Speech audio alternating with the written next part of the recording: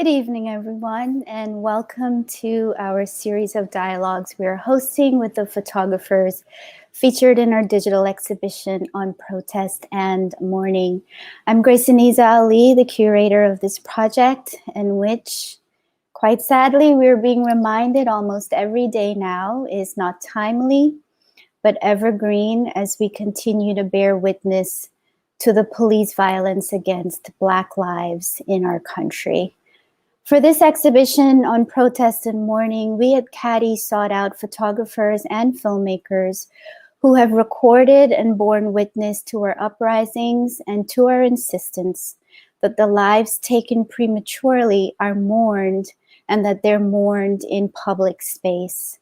And through their images, capturing how we have grappled with our rage, our righteous, valid rage, and our agony, we see the ways in which protest has become a perpetual form of mourning. Our community here at CADI made yet another statement this week about yet another loss of life at the hands of police, and yet another list of excuses for the taking of that life.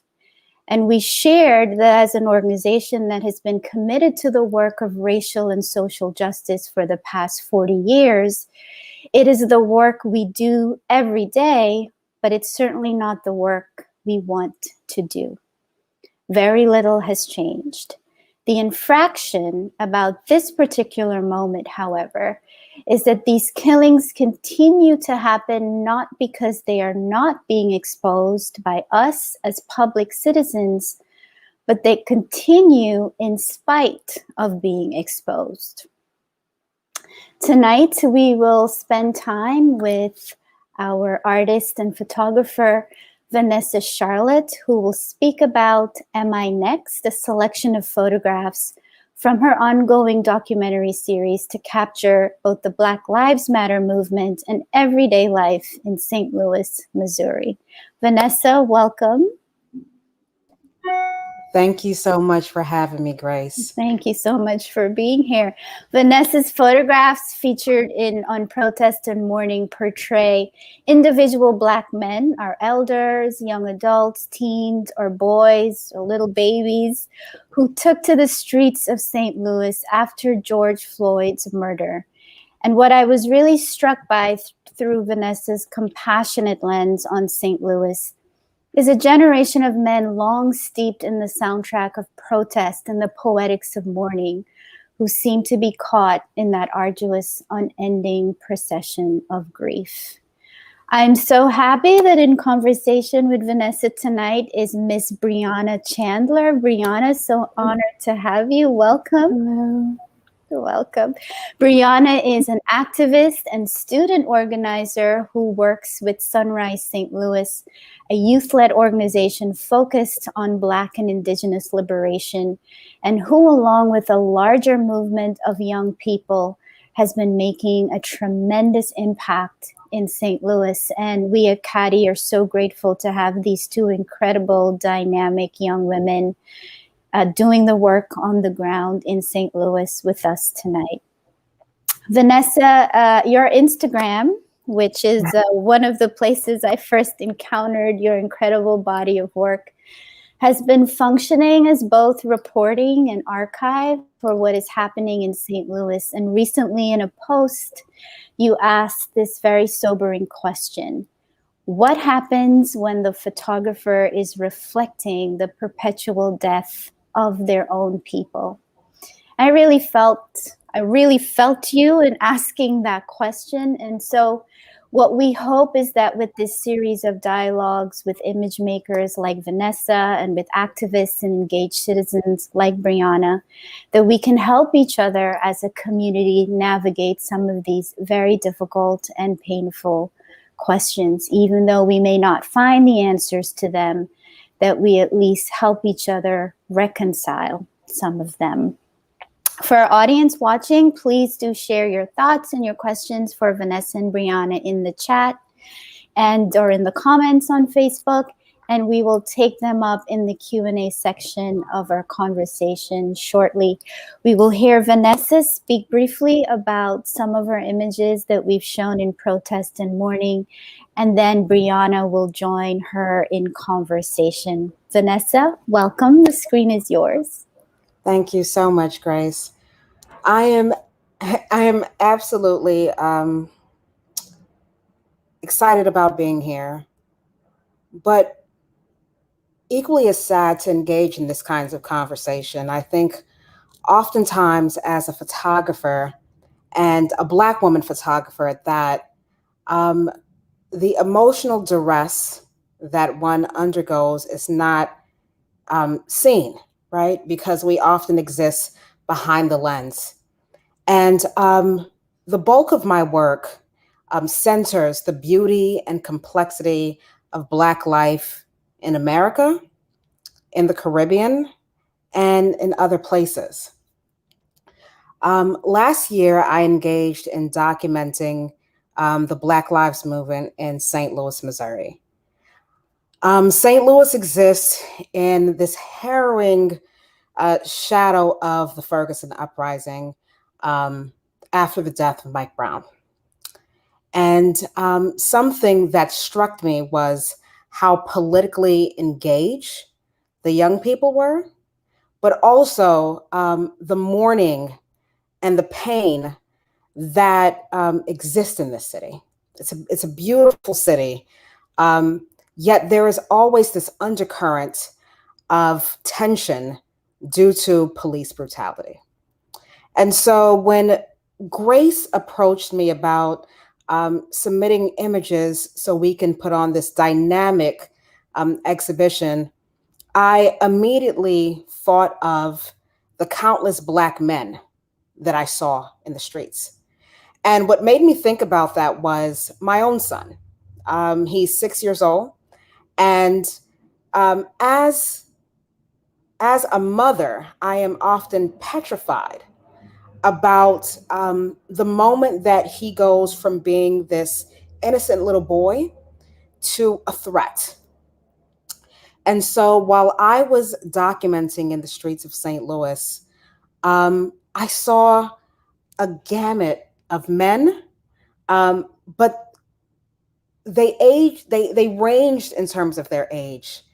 And so the first photograph we're going to look at is a gentleman asking the question, am I next? You know, us having this conversation after the senseless killing of Dante is such a sobering reality for me. And I think it's because so many, both men and women of color, ask themselves that question. Will it be at the grocery store? Will it be on my way to work? Will my name be another hashtag? Am I next? And it is a question, an unsolicited, unwanted question that has somehow etched its way in the collective Black psyche in America. I was in front of the St. Louis courthouse when I took this picture. And, you know, the irony of it all is that you have this Black male asking this question in front of a place that is supposed to administer justice and be a beacon of light in the community. But quite honestly, we often know, given what happened with Trayvon Martin, Tamir Rice, Sandra Bland, and many other beautiful people that lost their lives, justice is something that's not always served to those that look like me and the gentleman in the photograph. The next picture is of someone who, his name is Alonzo, and he is a St. Louis native. He is a proud father. He's a very loving person. And, you know, like, to think about what would make this man go into the streets during a global pandemic clearly highlights the notion that Black America is facing two existential threats to their being. We have coronavirus, and we also have police brutality. While engaging in conversation with Alonzo, he made it so clear to me that what really, truly brought him out into the streets was his son that is on his shoulders. And this image was striking to me because I'm looking at the generational cycle that Black men engage in towards this fight for freedom. It's heartbreaking, quite honestly, that he has to bring his child to this space. And it makes me think about the moral standing of this country, that at a very young age, a child must engage in the affirmation of their own life because of the color of his skin. And the other thing that stood out to me was the women that stood by Alonzo during that time, in the photograph specifically. Black women, in my opinion, are the pillar of the community. They are the backbone of their community. And Black women are typically on the front lines when it comes to injustices in our communities. And we carry the weight of having to be mothers, sisters, friends, and support systems. I remember it was Zora Neale Hurston that said that the Black woman is the mule of the earth. But in this case, honestly and truly, she is responsible oftentimes in maintaining the safety of her family. Because when one life is taken, I think people don't think about this, but when one life is taken, it's a domino effect. And it not only affects the community or the family, but it leaves an entire community completely devastated. The next photograph is in front of the Ferguson Police Department.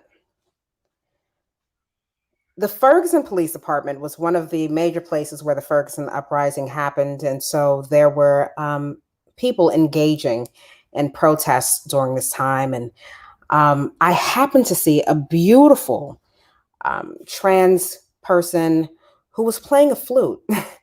And I thought about the irony of it all, for him to be playing such a beautiful melodic instrument in front of the police department. And more importantly, I thought about, what does that say to us as a community? One, it says that we are resilient, and oftentimes resilience is not because we always want to be, because being resilient is actually exhausting. But in the midst of pain, we are able to find joy, to find solace. And we oftentimes use music as a way to ground ourselves. The second thing is something that is not often included in our conversation is the fact that Black trans lives matter. The Black community oftentimes has to deal with its own hypermasculinity when it comes to the men. And so our trans folks are sometimes not included in that because there is a level of otherness, and not really thinking about the fact that being Black in America, you are an other, right? I want to say it's Toni Morrison who said that everyone has to hyphenate except for white people. So I captured this photograph to show the diversity of the Black experience within a movement for liberation and justice in our country. The next photograph is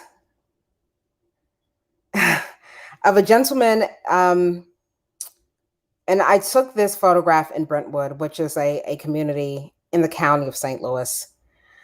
And for those who don't know, what's around his neck is an apparatus that was used whenever enslaved Africans wanted to escape slavery.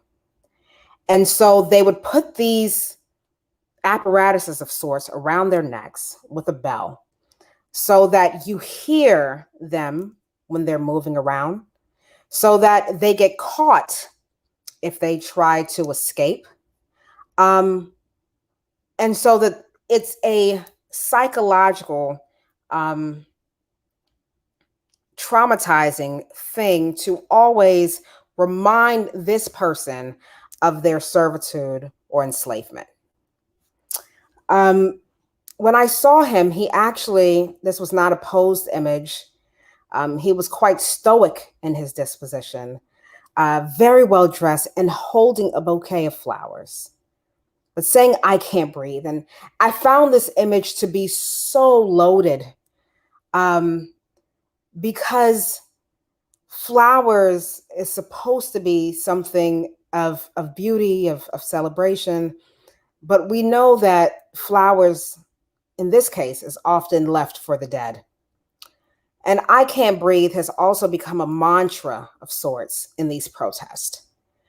And it's more than just physical asphyxiation, right? It's the fact that racism, systematic oppression, prejudice acts, and things like that literally suffocates the person's being. And so they're unable to express the fullness that they are, not because of their own doing, but because it is by design. And so I also think that this image poses another question, because by all intents and purposes, he is well dressed. He does not pose a real threat, at least to me, he doesn't. But we know in this country, you don't necessarily have to look like a threat to be conceived as one or perceived as one. And I also found his eyes to be piercing. When I took this photograph, it was like he wasn't looking at me, he was looking past me.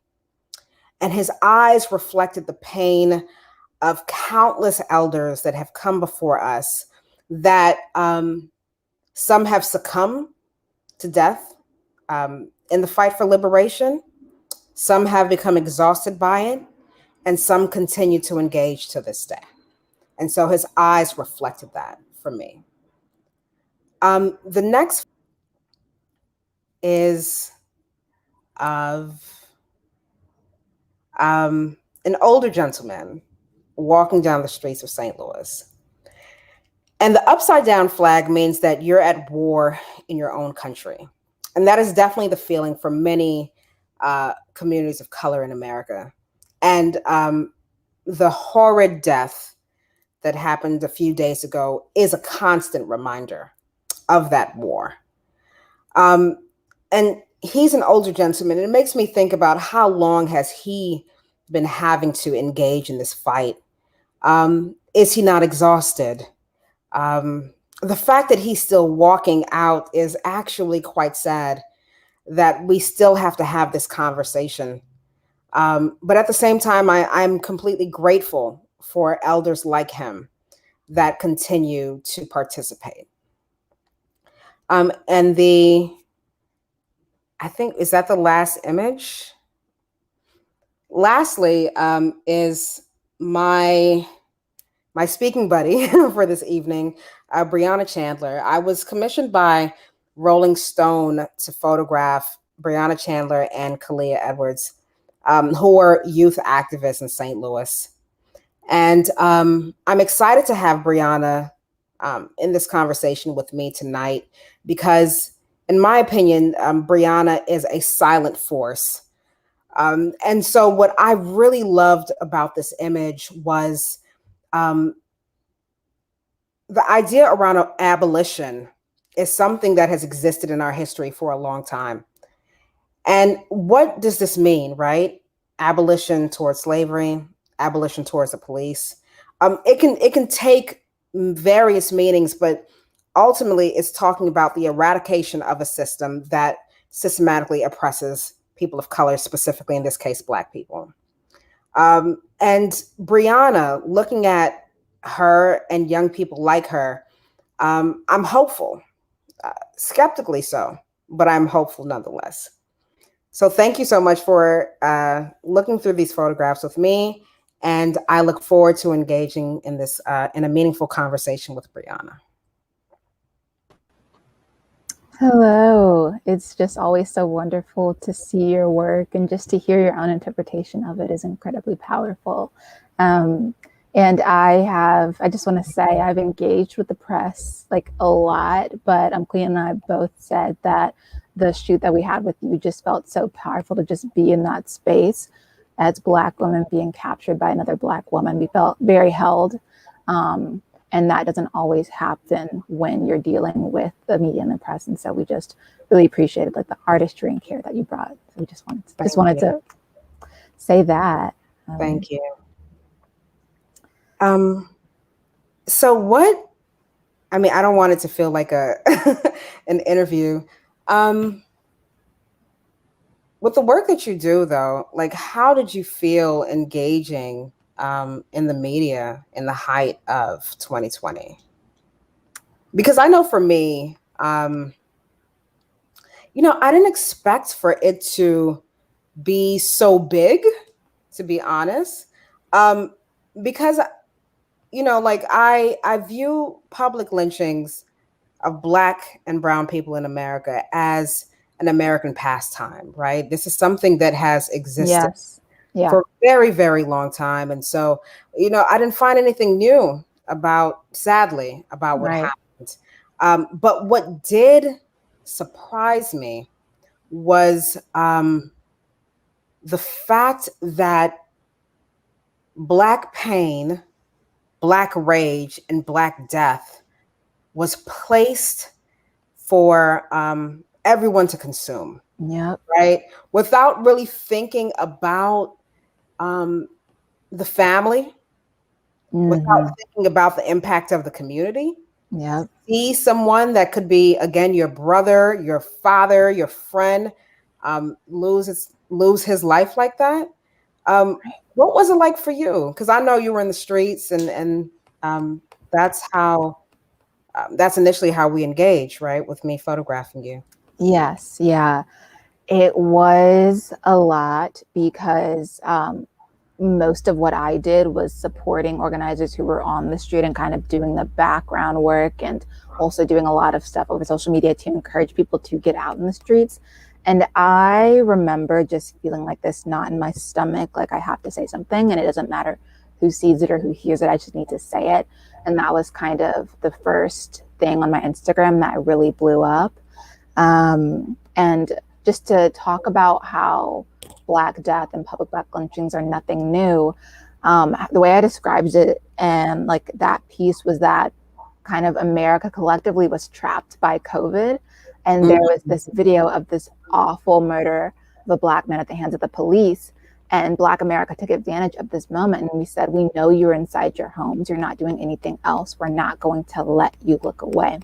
Yeah. But then to also see a lot of that narrative and a lot of that resistance be like co-opted and to be capitalized upon by like academic institutions, like by the media, it was difficult. And it meant that all of us, like organizers, had to be very careful about the messages we put out, about who we chose to interview with, who we chose to speak to just make sure that our narratives were our own, and that we were really centering the messages like of liberation, of systems thinking, of abolition.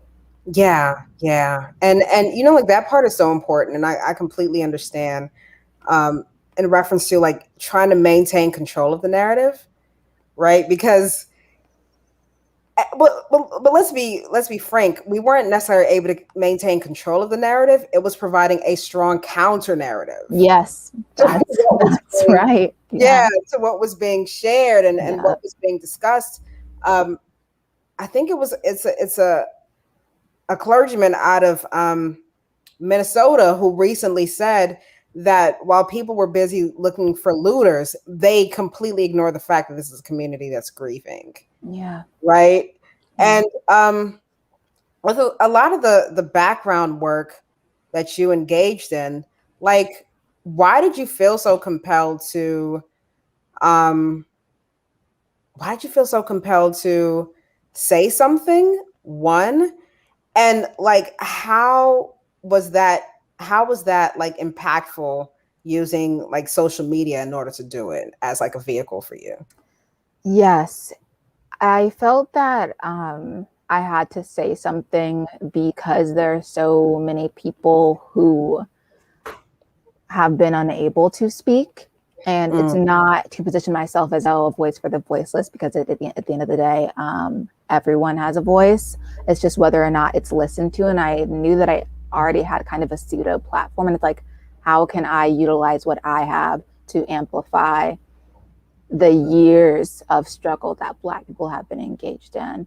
And how right. do I influence my network, who can then maybe influence their network, and kind of have it be this snowflake effect, or this avalanche effect is a more proper word. And then in using social media, I think that in those kind of first few months, when the pandemic hit, kind of everyone was glued to their phones just because they're so desperately trying to connect with people. So it was really kind of serendipitous moment to be able to kind of take advantage of that just attention Yeah. that people had to social media. And it was also difficult in a way because infographics were just being like churned out left and right. Some of them were like good, some of them were not so good. And to just have to be really intentional about what I'm saying, but also to have to make it like look pretty. And um, it's difficult to do that because I'm talking about like Black pain and like Black struggle, but then I have to make it look just so presentable and just so neat so people will feel compelled enough to share it. Mm, So it's kind of like striking this balance between being authentic in what I'm saying while still, in a way, making it somewhat visually palatable. And so that's actually one of the first images I have pulled up. It's the first post of mine that garnered substantial attention. Kat, it's I think it's the first one on deck.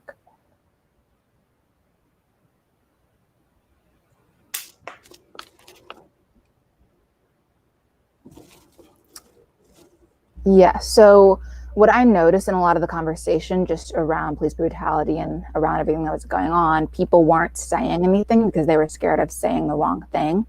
mm, When we talk about abolition, it's about recognizing that mistakes are going to happen, harm is going to happen, but we don't have to cut people off because of that harm. And this to date is like my most popular post. And it was really interesting because it seemed as if a lot of Black people were sharing it, but a lot of white people were flocking to it and trying to learn from it.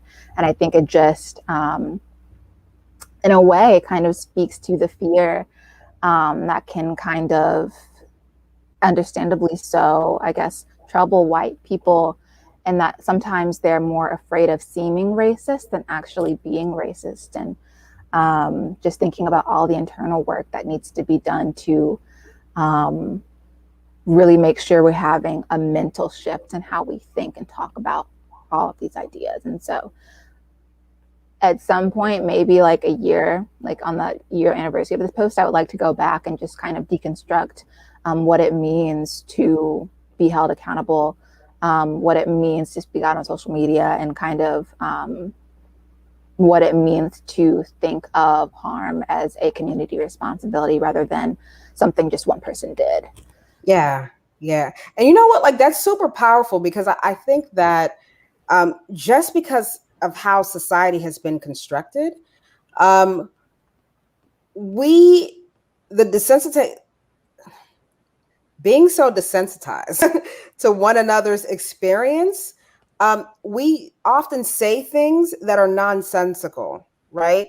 And it's because we're unable to see the person as we see ourselves. Right. And so that happens.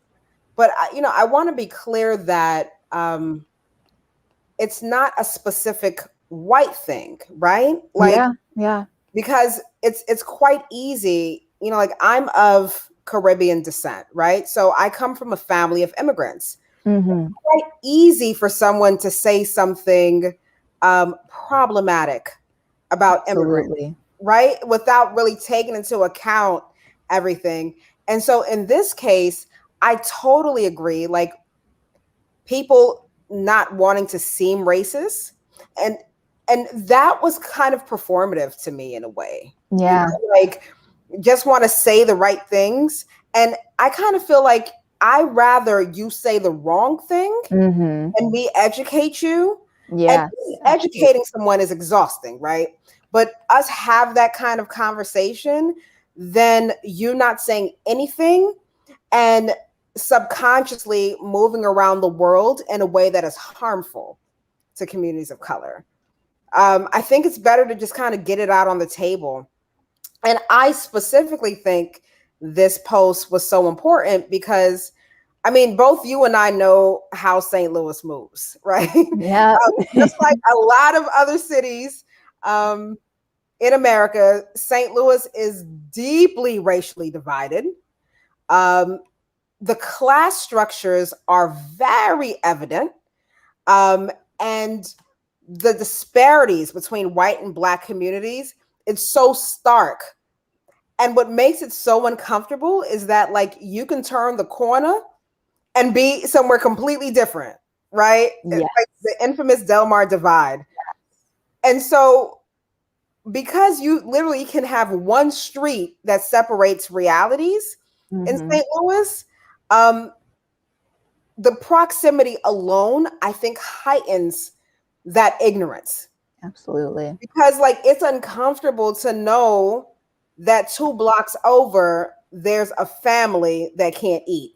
Yep. So it's just easy to ignore it. Absolutely. And there are so many, like, just visual cues. Like you're saying, you can turn the corner, it can seem like it'd be a different place. And I have a family friend, he's in middle school, and I mentor him every week. And he goes to school at St. Rock. It's down by Del Mar. And so I asked him, do you know about the Del Mar divide? Did they teach you about that? And he said no. And Del Mar is right there. And so we watched this little BBC documentary. And it's so interesting because since it's BBC, they're not American. They almost covered it as if we were like a developing country, is the phrase people goes. And they were really honest about the disparities. And I feel like that's something that doesn't always happen. We'll talk about it from a St. Louis perspective. And St. Louis is categorically one of the most segregated cities in America. Like, the data and everything shows it. So just acknowledging all of that itself is something that a lot of St. Louisans absolutely struggle to do. Yeah, definitely, because it is uncomfortable. And as someone that's not originally from St. Louis, I remember going to St. Louis and feeling like I was in a third world country because the disparities were so great. And I even remember reading a United Way report that said 1 out of every 2 Black children in St. Louis go hungry at night, right? Like, that's something that shouldn't even be happening in America. Right. And because, like, it's disproportionately Black babies, it says a lot to the priorities. What are the priorities in the city? Absolutely. The other thing that you touched upon that I thought was really interesting was having to present this image or the infographics in a beautiful way. Yeah. Right? Like, it speaks to the superficial nature of the society and the performative nature of the society when you're trying to have, like, a real conversation. Yes. Right? Like, if it's not beautiful, it's not going to be looked at. But I'm talking about people losing their lives. Right. Yeah. Can you talk a little bit about that? Yeah, I think it's also very much tied to just capitalism and the commodification of literally everything, and how social media has just furthered the way that a lot of people who engage and work around race kind of have to brand ourselves almost like we are kind of put on a pedestal sometimes, which shouldn't happen, but it does happen. And we're expected to be kind of these, like, sanitized figures, or just be a 2-dimensional account and not be real raw people. It's just kind of our work. And so that was something I really grappled with a lot. last summer as well, because as my platform grew, I didn't want it to just be about me, because there's so many other people and voices, that needed to be heard. And that's actually why I brought Clea onto the Rolling Stone interview, because I felt that it should never be just one voice. We need to try to loop in as much of the community as possible. But yeah, as for the aesthetics, it's just like you were saying, very much tied to performativity, very much tied to surface level analysis. And just thinking about the idea of police brutality and this idea of surface level analysis, I think that is what has hindered so much of the progress that needs to be made around the issue. We keep on doing this surface level analysis. Okay, well, maybe body cameras, maybe more training, maybe this or that, maybe all these mounting reforms, but never going past the surface level issue and looking at larger systems and thinking about, well, this was designed to be harmful to Black bodies. Right. So we're not able to evolve it into something better. It's just thinking about what it really looks like to create a network of public safety. Yeah. No, that's that's so spot on. And it makes me think about like the images that I release, and you know, like I try very hard not to release very stereotypical images that you know, people have of Black folks, right? So I didn't want any looting, nothing that pushed that. But something that I did notice was that if I released the image that showed someone being extremely emotional, people engaged. If I showed an image of a Black male holding a gun, people engaged, right? And you know, I found myself thinking about, do you understand why this person is holding this gun? Right? Because like I want to raise questions around, who do we think has the right to bear arms? Absolutely. Who do we think deserves or has the right to defend themselves, right? Absolutely. And it makes me think about like the teachings of Malcolm X, when he was a part of NOI, that was talking about self-defense, but also how like deeply controversial that was, right? Like, and no one really asked the question, what would make someone feel like they need to carry this, right, in order to protect themselves? What is happening? No one is really talking about the fact that America is an extremely violent country, right? And even think about like Philando Castile, who had a license, but look how it turned out.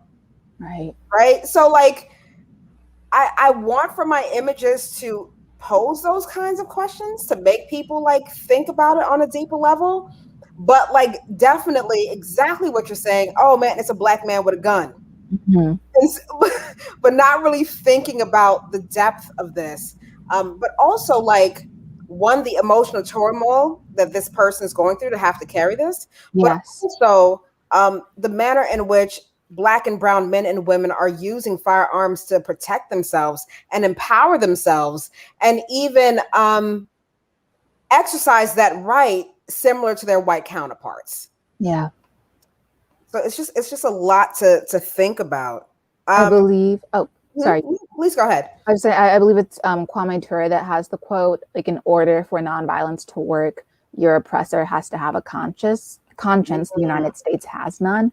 And just the idea that whenever we're talking about oppressive things such as police brutality, there's this critical eye that's taken towards Black people who do have a more militant response. And it's kind of like, we know what the United States language is, and it's the language of violence. And self-defense is real. It's necessary in order to survive. And so, like, even in the conversations that are had around looting too, it's so complex, and really thinking about, all right, what's the bigger, what's happening here, right? You can rebuild a Target, you can repaint a storefront, but you can't, you know, reanimate a corpse. And just, like you were saying, we were talking about earlier, just the narrative that is pushed. Yeah, definitely. And, you know, like, something that's not taken into account is the use of these forces and the history behind the creation of those forces, right?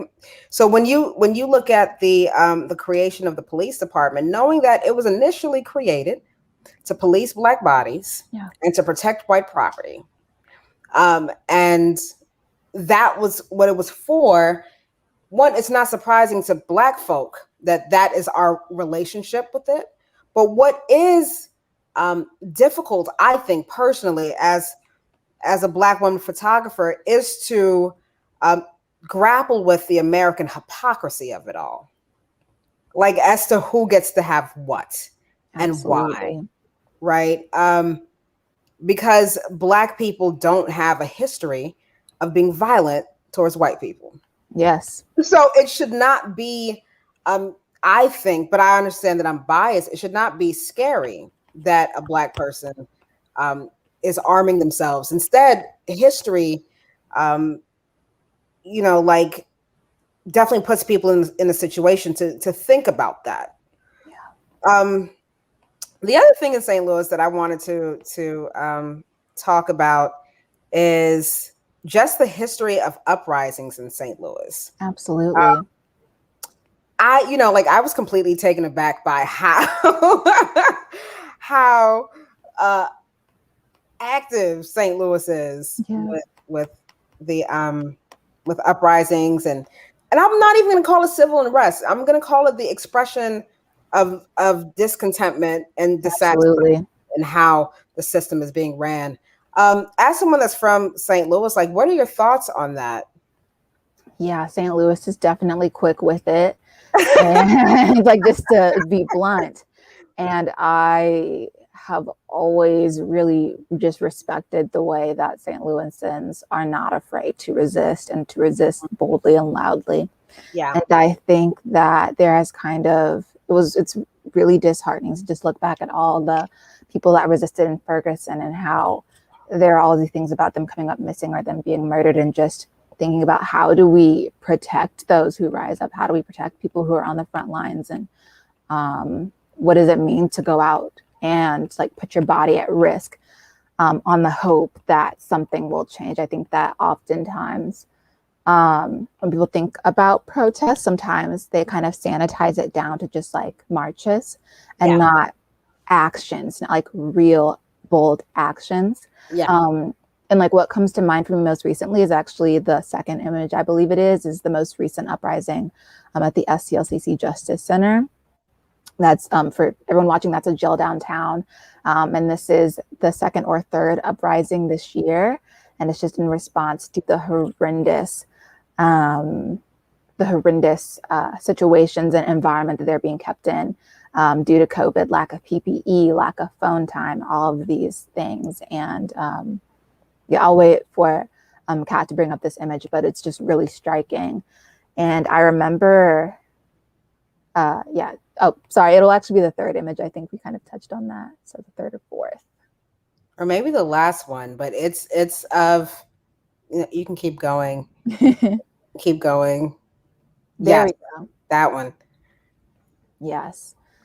And I remember actually being on the live stream with Kalia. I was at home, but we both did a joint share to kind of boost the kind of network of who is being broadcasted to on social media, kind of once in showing how social media and protests can be so intertwined. And just feeling so outraged that, first of all, being outraged that these people are trapped inside there, but also that it has had to reach this fever pitch where they've had to put themselves through such labor and organizing to do this. And something that I thought was really important to bring up is that uprisings like this, they don't just spring out of nowhere. It comes from it's the result of bitter repression. I can only imagine how difficult it is to organize in prison while you're under constant surveillance. So to be able to resist with this level of force really says something. Yeah, no, I agree with you. And let's provide some context, right? Like, so St. Louis, bail or the ability to afford bail is a serious issue. Yes. And part of the reason why it's a serious issue is because the huge economic disparities between white communities and communities of color, right? And so some people get arrested and they're sitting in jail for a very long time in these deplorable conditions. But another reason why I think it's like that is because the educational disparities are so huge, Absolutely. right? And so, like, when you're looking at this picture, it's not, to me, it's not a very empowering picture in the sense that, like, these are men that are protesting and they're also mourning their conditions. The fact that they may not be with their families, the fact that they may not be able to provide for their families, for some of those men that were the breadwinner. And so now their family is going through a hard time. And the fact that they put help us, and I don't even know how they were able to make that sign. Yeah. It's tough. It's tough to see. But And that's the then, reality of St. Louis, right? Where you have people in this perpetual state of resistance, of mourning, of waning hope.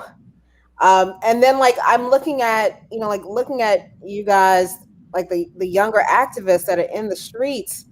I can't help but to think about the freedom riders. I can't help but to think about the young people that did the march from Selma for to vote, right? Because, like, you kind of already know that, historically speaking, sometimes engaging in that way is not always it doesn't always give you the outcome that you want. yeah. But you have to have the fortitude to do it anyway, in hopes that, you know what I mean? Like, and that's what, Absolutely. that's what keeps me so amazed by St. Louisans, because it just takes, I think, a lot of mental strength to keep going in a city like St. Louis. Absolutely. I remember you talking about, like, educational workshops that you did, or Yes. educational information. Yeah. Yeah. Something that is another layer of resistance that I think sometimes kind of gets pushed to the wayside is the importance of political education. Yeah. And not just go out and directly protest these systems, but to learn about them, be able to dissect them. Because if you understand it, you can dismantle it. And so there were two big workshops we did last summer. It was just a small subset kind of group of fellow organizers and I. We called it Rise St. Louis. And we did one workshop on abolition and the history of policing, and really deconstructing the system of policing and what it means to de-internalize kind of like the capitalistic carceral logic we've been indoctrinated into. Yeah. And just how that connects back to policing. And then our second workshop was about the history of education in St. Louis, the segregation, like the intentional segregation, the misuse and misallocation of resources, and just how that really has material effects on people down the line. So those were our two major workshops. And it was really interesting because we had people coming from a variety of educational backgrounds. We had, in that second workshop, we had a focus group for people who went to private school like me. We had a focus group who went to public PWIs. We had a focus group for students who went to majority Black public schools, just so that they could debrief their own experiences together and just kind of deconstruct how has this materially affected my life down the line. For example, something that's really simple right off the bat is just comparing and contrasting the different accesses we had to college counselors, for example. And I feel like, especially within the Black community, we're always told, get your education, go to college, get your education, go to college. But if you're a first generation college student, as so many Black students are, and you go to a school that has not been given the resources that it should have been given, what do you do? And so that's just one detail off the bat that we analyzed, but also just the lack of care that is often given to Black students in majority Black schools, right? When we know that oftentimes they're coming from neighborhoods where they deal with and experience a lot of violence, and they're expected to just go to school and act like none of it's happening. And just the lack of nurturing and lack of mental health care that is given to Black students as well.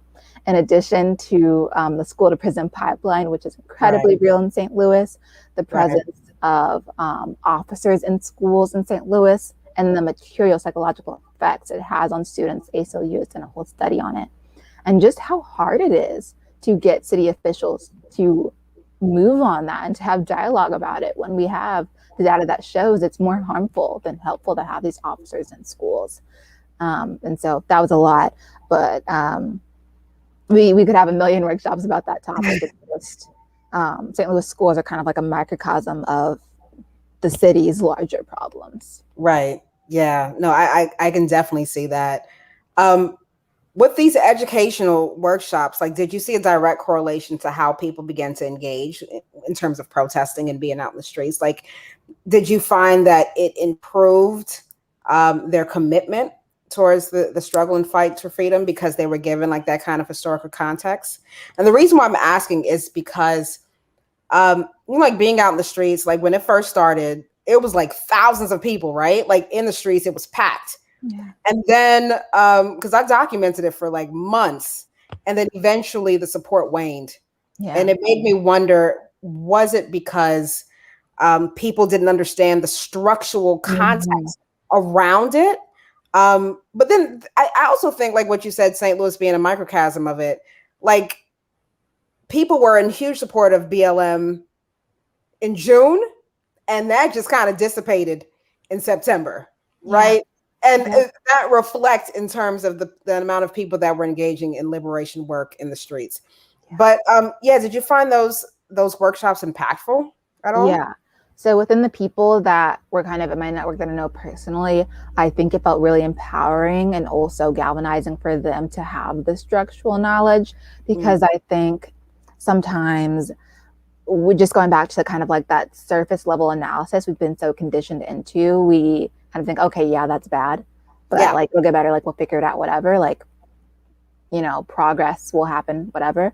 But when you really sit down and learn about how deep it is and the systems of power that we as people are actually up against, something shifts when you really are able to grasp onto that. So that's, I guess, the galvanization aspect. But then also it's empowering to have that knowledge because you can share it with others, and then you know what you know when you're out there in the streets and you're talking to other people and you're chanting and you're doing speeches and things of that nature. I think it's really important for those two reasons. And you know what, like I think it contextualizes why people are protesting and what is at the root of this idea of mourning that, right? Because at the core of it, and which is why, like, I love the title of the exhibition, because at the core of it, we are mourning the act of dehumanization, right? Like it's not easy. And so it's even more difficult, I think, when you don't have that educational context to continue to be in the streets. Because like being human, like you get tired, right? Like, it's like, look, I've been here like a month straight.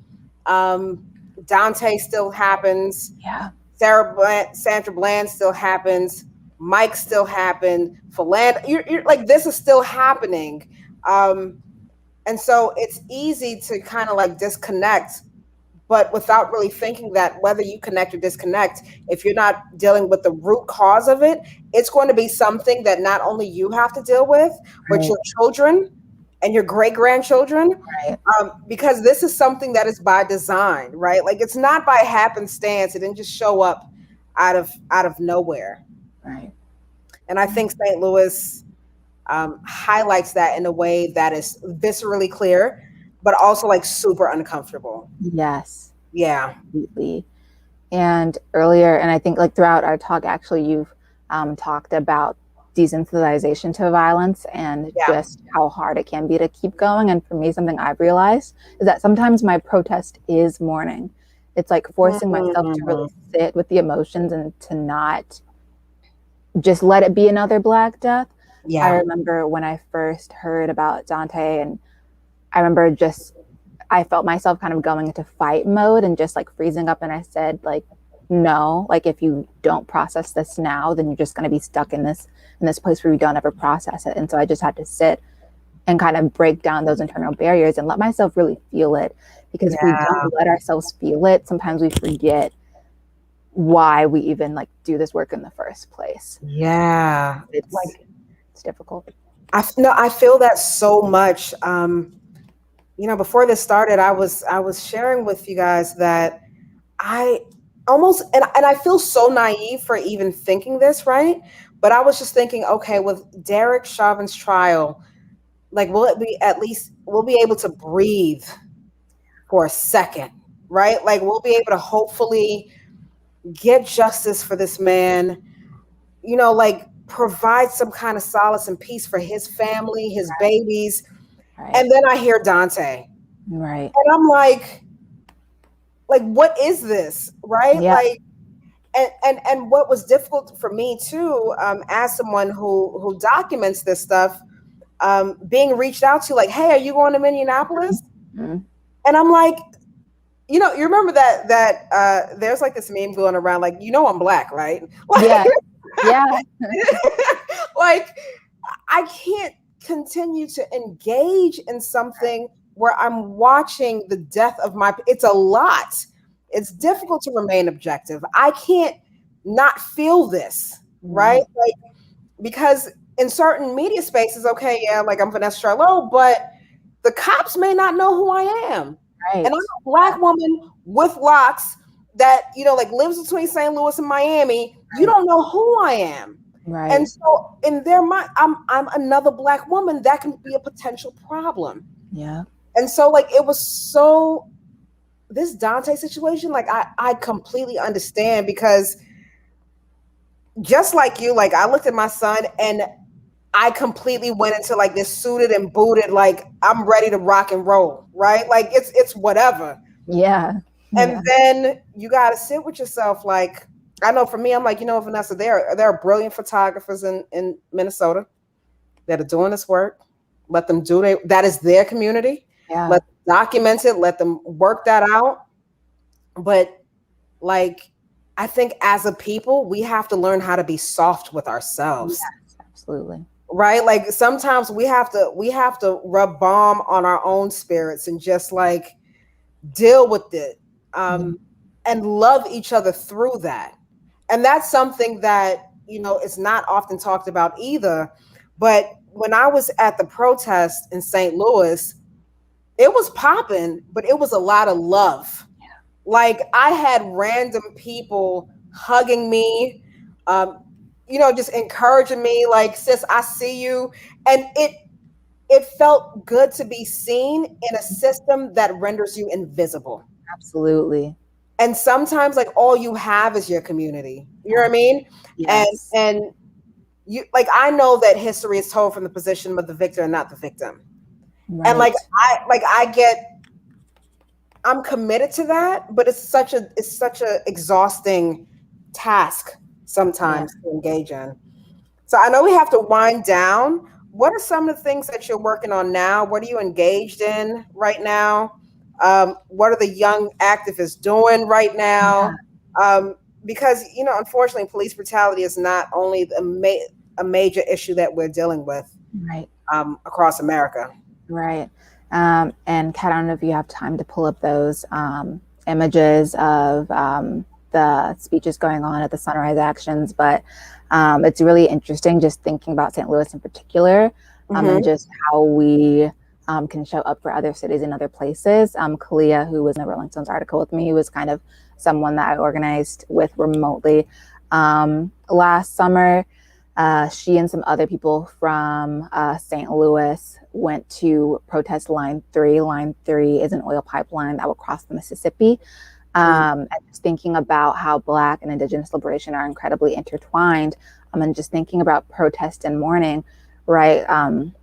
Black people are kind of mourning violence at the hands of the police. Indigenous people have been mourning their lands for years. Yeah. And thinking about how Black and Indigenous people can really show up for each other, and how also what it means to be an accomplice as like a white person as well. So all that. So this picture was taken at a Sunrise Action. We protested outside of, well, I helped, I wasn't there, but I helped organize, but they protested outside a Chase Bank because Chase is funding the pipeline or helping to. And then the next image will actually be Kalia and Alex, the two people you see there, locked down outside of Enbridge headquarters in Minnesota. And Wow. Kalia said something like so brilliant in the press release, and I can't quite recall it, but just talking about how in Ferguson, we have, because of Ferguson, we have in St. Louis so much history and tactics in terms of resistance. And what it means to create national solidarity is to be willing to go elsewhere and share those tactics and to put your bodies in line when and if you can. And so that is just a really interesting connection. And then additionally, I'll actually be attending my first protest in a year tomorrow. Up until now, I've just been organizing remotely because of COVID and just like my safety concerns. And so that's kind of something that I'm really thinking about and just kind of anticipating being in community with people once more, like on the ground. But I know that it's going to be emotionally, maybe taxing is the word as well. So yeah, those are kind of the two things that are happening right now. Wow, thank you for sharing that. I think Grace will be coming in to. Hi, Grace. I don't want to, because that you all deserve more hours and more time. But just a reminder to our audience, please put your comments or your questions in the chat or in the comment section on Facebook. We can see them and we'll bring them up to Vanessa and Brianna. Well, first, I just want to thank you both for the work that you were doing, the risks that you were taking, the ways in which you are. Sorry for that noise if you can hear it. It's fine. Soundtrack of New York City. You know, the ways in which, Brianna, you were saying you just had to let yourself feel the latest headline about Dante, the ways in which you are letting your hearts break and letting your hearts break over and over and over again. One of the things I want to have us talk about, and you both touched on this, and it's so really fascinating how you're both on opposite ends of the media's role in this. And I don't think that we indict the media enough. So let's do that. Let's engage. Let's do this. So I was really struck, Brianna, by your sharing with Vanessa that she approached her assignment for Rolling Stone, you know, the profile on you, with such care and such thoughtfulness.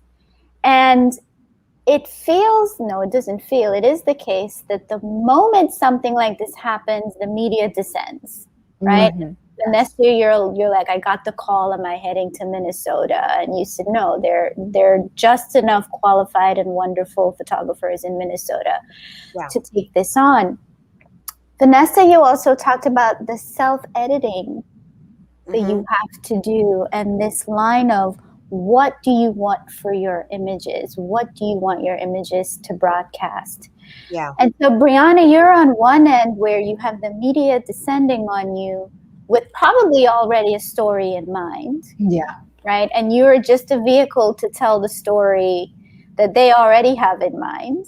Right. And Vanessa, you're in a very precarious position because you are, you know, you're a St. Louis resident, you're a Black woman, you're a photographer, but there are moments you're representing that very media machine.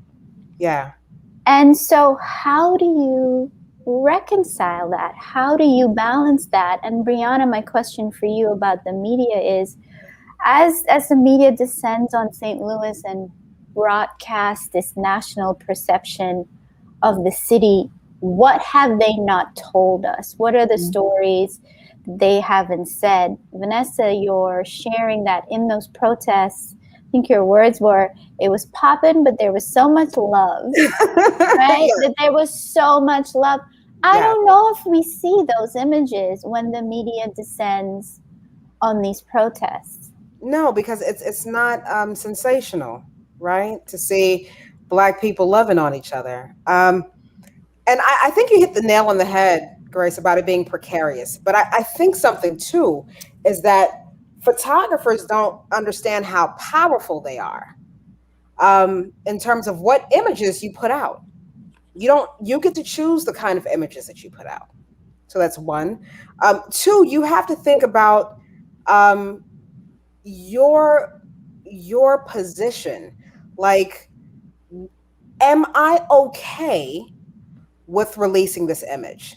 If it was an image of my mother or my friend, is this the way that I want the rest of the world to see this person? And if it is not, then you don't share it, right? Because yes, I am committed to my craft, but I'm committed to my community. Because when things go haywire, that's who I have, right? And I have to ensure that I am responsible with the images that I take, because I understand when I'm taking an image, I'm taking something from them. They are giving me something. And I have to be very careful as to how I present it and how I talk about it. Um, and to be honest, Grace, like I'm very clear with my position in the media. Like if you want to see black people smashing in windows, I'm just not that photographer. I can't do that for you. If you want to see a black woman wailing because she just lost her baby, I'm not going to do that because I'm a mom. Like that is not how I want to be seen, right? Like I prefer to produce images that are very dignified. I remember when I was photographing Leslie McSpadden, who is the mother of Mike Brown, the late Mike Brown. Um, like I was very intentional with Miss McSpadden. I was like, look, sis, you need to look beautiful, right? Because the rest of the world has an idea of you already. They're looking at you as another black woman whose kid was probably a thug and they killed him in the streets, right? So how do we present you in a way that, no, you were more than that? And yes, you had a horrible experience, but you are this amazing, strong, dignified black woman that is still keeping it together after the death of your son in the middle of Ferguson streets. And that's what I care about. And so I look at the work of, like, let's say James Vanderzees, who, when he was documenting the Harlem Renaissance in the 1920s, black people look gorgeous, right? Like he took his time with that. Now I understand, because I do documentary work, I'm in the streets as candid shots, but I still get to pick and choose what the rest of the world sees. And there are certain images, honestly, Grace, that will never, ever see the light of day. Sorry, I got a little passionate.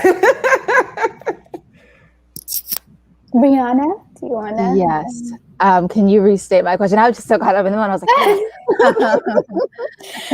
like, as you know, both past and present, as the media has descended on St. Louis in particular and launched it into this national conversation, what have you seen, the stories that they haven't told? Because you and Vanessa are on the ground, you are embedded in that community.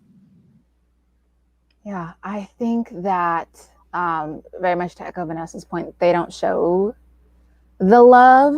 And then I don't feel like they always properly show the motivation either. I think that too often, like, there are national pieces written about St. Louis. They don't really get to the nitty gritty of like what the issues are.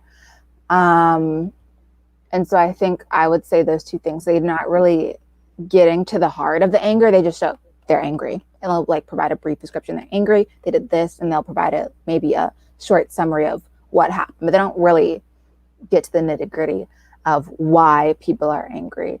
And then also, on the other hand, they don't show just the love that takes place in the St. Louis community. They don't show the dedication that organizers in St. Louis have. I think that, like you're saying, they come in and they have their own ideas of the story they want to tell. And I think that it either goes like one of two ways. They kind of declaw and desanitize organizers to present them as this certain kind of palatable like icon. Or on the other hand, they show them the opposite way, show them as being senseless or not having any sort of strategy, just being out to like, I'll leave it there. But yeah, I think that any media is going to have a bias. That I feel like there's truly no such thing as completely objective media, but I think that oftentimes they're too focused on the story they want to tell rather than what the story actually is. You know, one of the things. Real Yes, quick. go ahead, Vanessa. I also think that they don't show how violent the police is. Absolutely. Like that is, I have been tear gassed several times. I have been pushed by the police. I have stood by an activist named Mike Avery who was shot in the leg by the police. Like I have been in situations where you have cop cars trying to drive into the crowd. Like it is extremely violent. And I think that that's not something that's shared, right? Where people don't understand that when you see people in the streets, like literally, they may not go home that night. Yeah. The other thing, too, that is not shared is that the Proud Boys are in St. Louis. Yes. The Klan is in St. Louis. And so I remember, documenting one night and imagine you being on 15th Street, right? And on 14th, a block above, and 16th, a block behind, the Proud Boys are there. Mm-hmm. And they're walking alongside the protesters. And you also know that the cops aren't going to stop it. Mm-hmm. And it's at night. So like there's all these things happening that does not make it to the media because it doesn't serve a particular purpose, I guess. And one last thing on that question, just on that note, they don't talk about the real surveillance that the police subjects organizers in St. Louis to. Yes. I have heard like horror stories, and there were some people who talked about how Ferguson, how activists and organizers in Ferguson uprisings like have gone missing or been murdered. They talked about it, but never really delved into it, and never really analyze the various surveillance tactics that organizers in St. Louis have to put up with. Yeah. And there's a reason that they don't, obviously, but it just helps perpetuate the violence.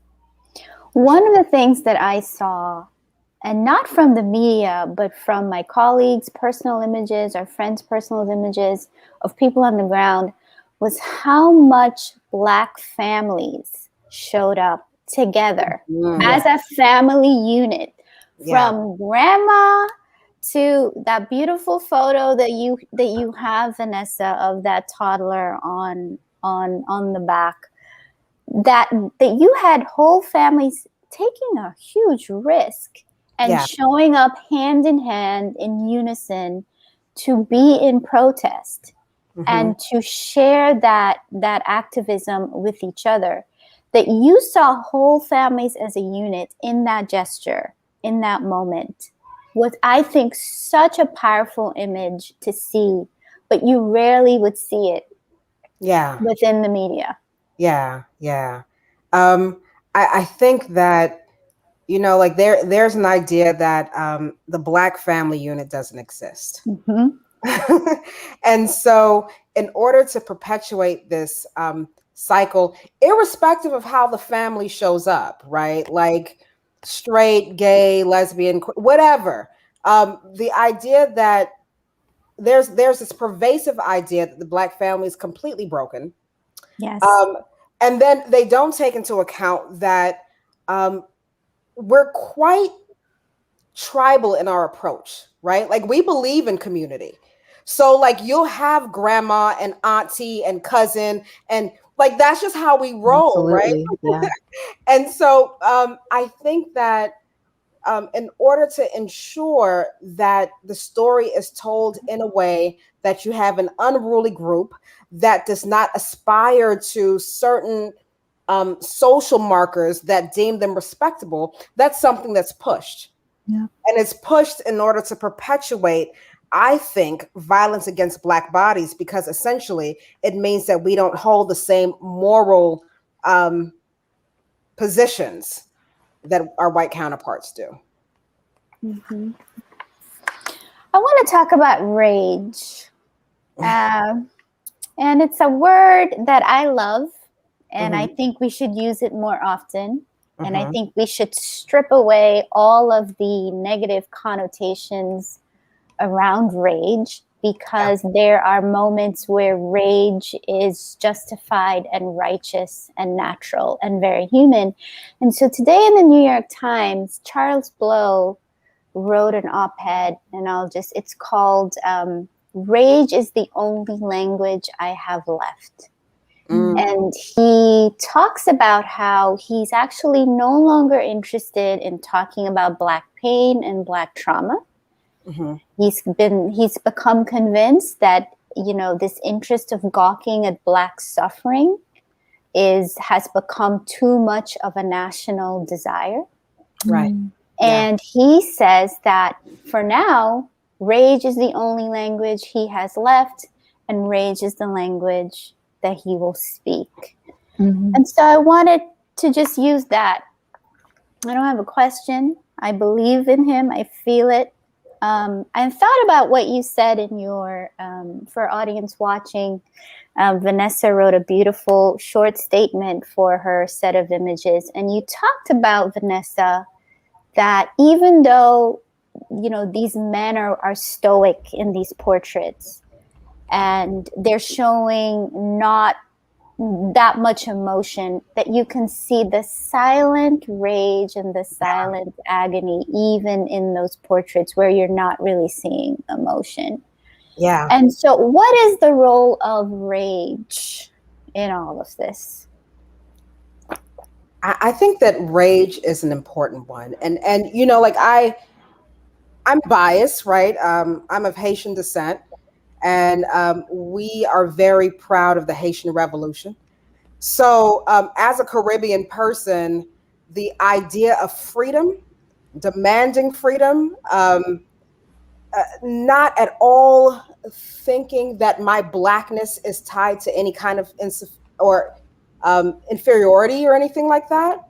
Um, that is just for me an essential part of who I am, right?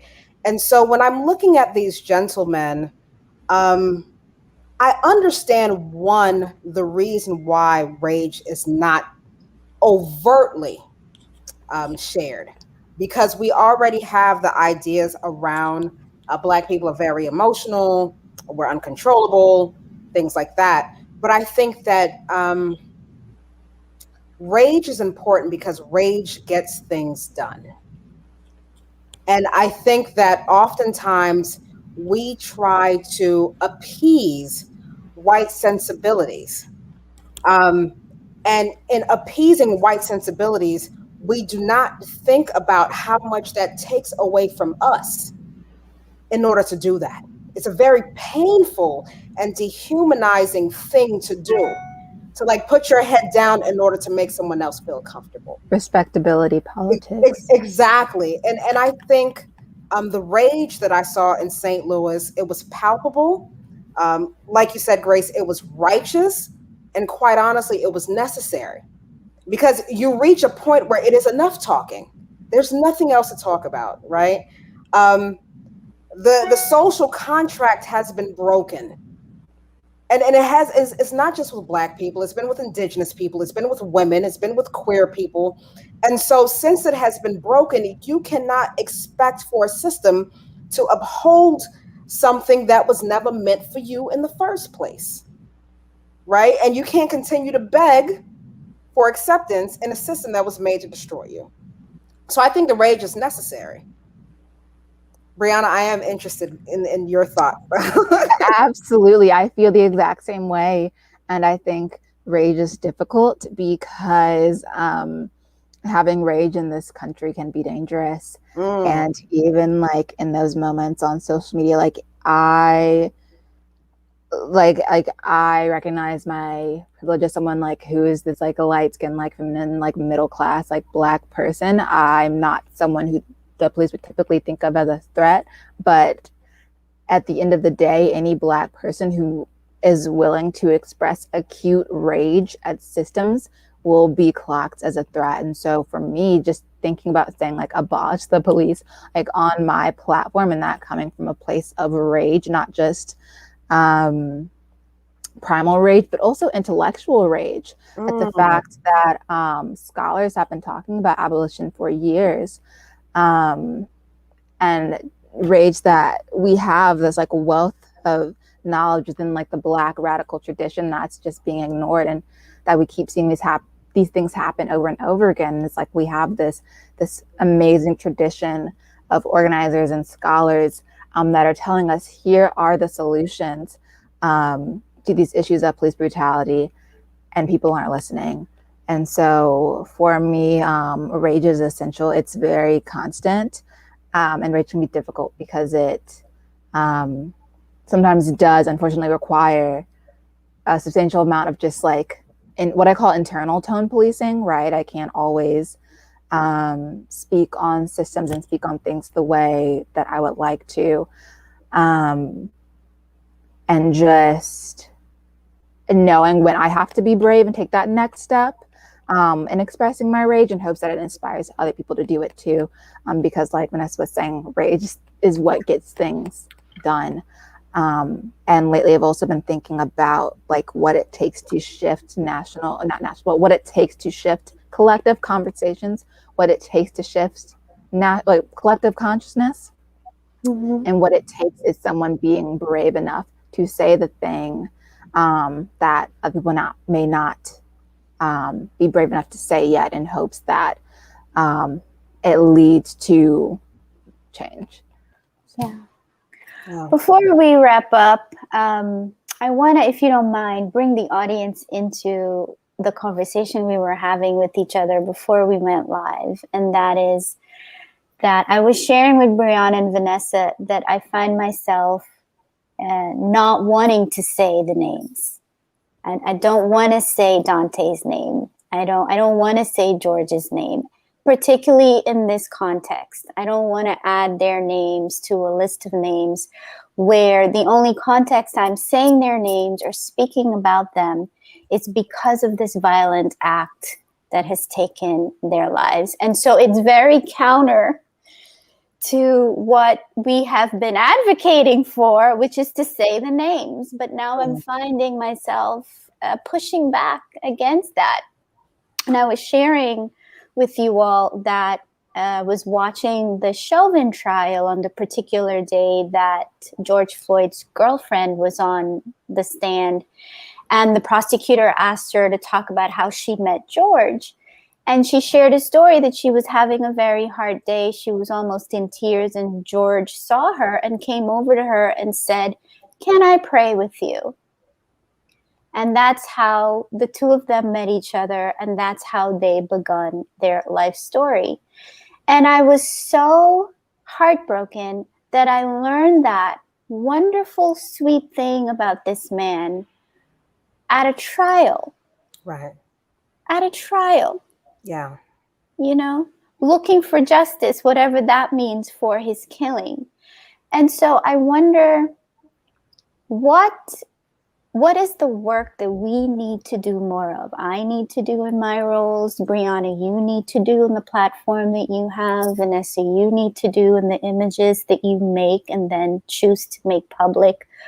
What is the work that we need to do or to be better at so that we can show the multidimensionality, the expansiveness of people's lives, and not just the moment or the event in which this kind of violence was done to them as the defining thing about their story? Yeah. So as a documentary photographer, I would say one of the biggest things is that oftentimes people go into communities and they just take the picture and they leave, right? And you get to talk about, really, since you're the one putting the image out, you're the image maker, you get to talk about your image. And so one of the biggest things that I think is important is to actually take the time to talk to this person, build some kind of rapport with this person, find a point of commonality. So when you talk about this person, you don't present them in this one-dimensional way, right? And also when you talk about this person, be open to being soft with yourself and with that person. Be open to being vulnerable. Because look, like, you know, we're all having this human experience, and so it is important that you create the space to someone for someone to be seen and for someone to be heard, and to the best of your ability tell the story that adequately reflects who they are, not just this gut-wrenching event that happened. So instead of talking about George Floyd as someone who had a knee on their neck for 8 minutes and 46 seconds, why aren't we including, you know, like the name of his daughter? You know, like, what did he like to do? Who is this man that garnered an entire international civil rights movement? Who is he? And I think that's something that needs to be included. Yeah, absolutely.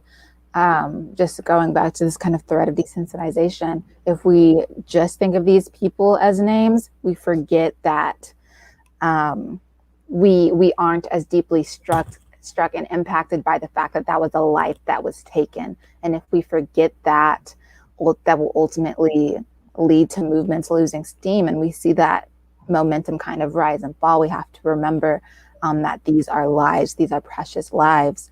And for me, a big part of that is thinking of like the work that I engage with in terms of abolition. It's preservation work. It's thinking about the Black people who are sitting at home right now that may have that fatal encounter with the police. It's how hard can I work towards abolition to ensure that that encounter may never happen so they can keep on living their precious human lives. And so I think just as like people engage in this work, just really remembering what it's about, and really remembering like the value of human life beyond just the objective of a protest or beyond the shock factor of a video. Yeah. Well, if I haven't already made it clear, we are just so grateful that the two of you are who you are, and that you're in the world doing this work, and that you do this work with such incredible sensitivity and compassion.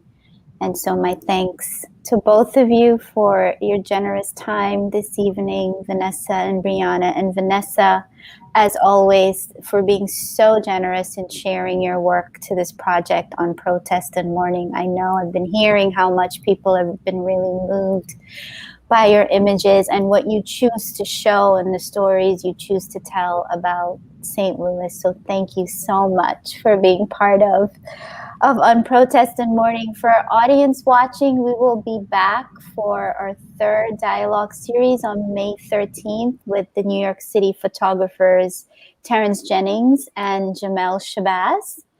And so we hope that you join us for that.